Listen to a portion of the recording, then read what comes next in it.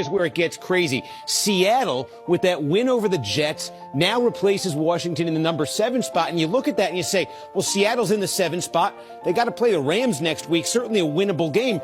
Isn't that a better chance than 19% of making the playoffs? Well, here's why Seattle is in the 7 spot with only a 19% chance. Meanwhile, Green Bay is in the 9 spot with that big win over Minnesota. They got a 64% chance. It's because Green Bay plays Detroit next week. The game is at Lambeau.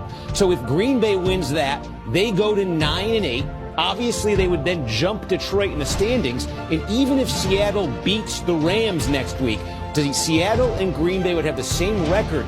Green Bay's win next week would be a conference win. If they beat Detroit, it's an NFC win. And by winning another conference game, Green Bay would overtake Seattle in the tiebreaker. They would come down to conference record.